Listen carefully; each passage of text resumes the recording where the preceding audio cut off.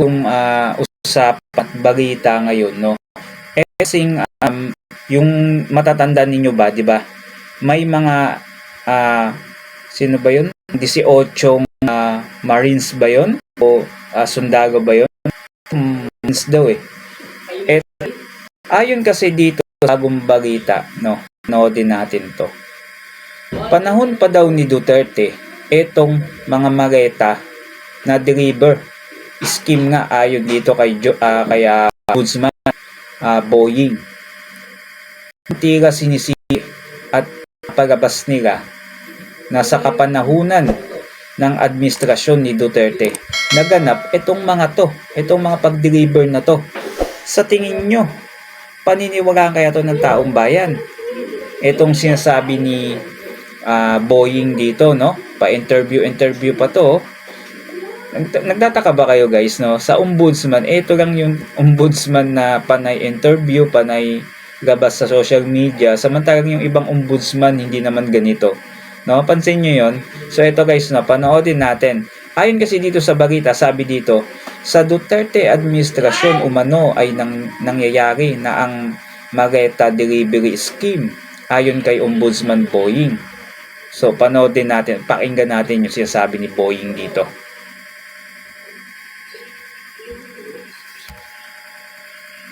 Sa Duterte administration umano, nangyari na ang maleta delivery scheme ayon kay Ombudsman Boying Rimulya. Paano nangyari ito? Alamin sa report ni Kai Villa. Inihayag ni Ombudsman Jesus Crispin Boying Rimulya na ang kontrobersyal na maleta delivery scheme ay nagsimula pa bago ang 2022.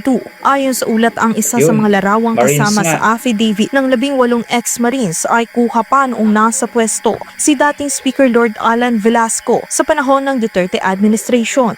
Giit ni Rimulya, tila nilito lang ang petsa sa dokumento para idiin ang kasalukuyang administrasyon.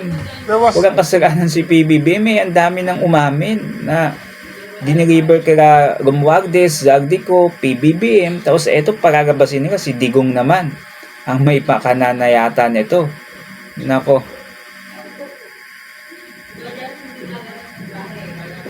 agatadong pinagtatanggol talaga yung niya amo niya. Of the 18 Marines, supposedly the joint affidavit of the 18 Marines pointed to a delivery to one of the Congress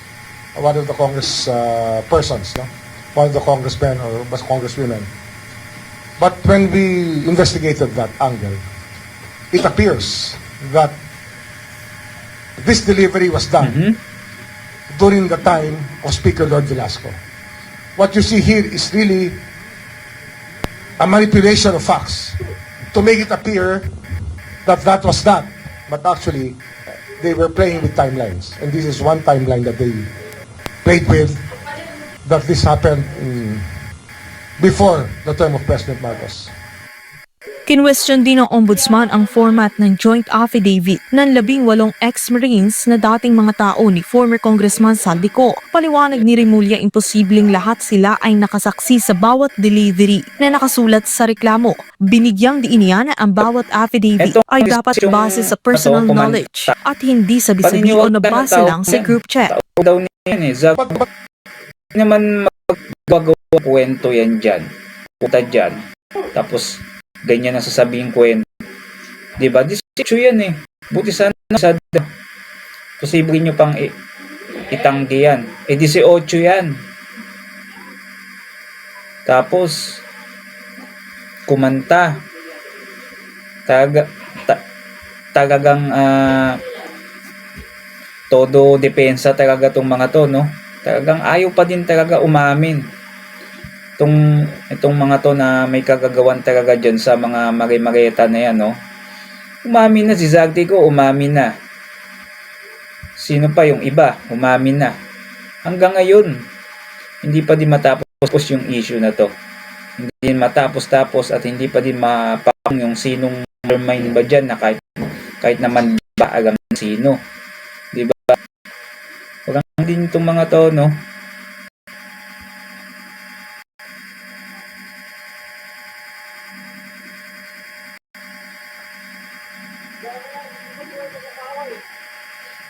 We're still looking for the individual affidavits based on personal knowledge of all of them. That is so important. Mahalaga po yan na yung sinasabi ng bawat isang lumagda dyan ay sarili nilang kaalaman.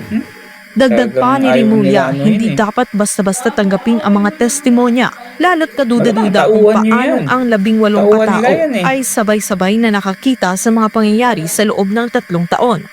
Paano ka mag-iimbestiga ng tao kung balibag yung kung balibag yung affidavit eh. Kaya gusto natin, malaman natin lahat. Hindi pwedeng balibag tapos tanggapin natin ng hook, line, and sinker lahat. Sa ano pa lang nga, sa pagkakataon na 18 yung pumirma sa isang affidavit na mga pangyayari na umaabot ng mahigit o halos 3 taon, baka naman marami magic masyado yan. Samantala, ayon kay Rimulya, Ang may dami, kumausap ano? na kay dating Ewan ko kung Congressman Mike magsasabi yan si Defensor Mike tungkol sa Defensor. nasabing litrato. Pero nang lumapit kay Mike Defensor ko sa picture ko yun. Yan. Sige, tanongin niyo siya. Wala pang Sige. sagot. Si Taong Mike bayan na Defensor. humusga kung sino talagang paniniwalaan nila dyan.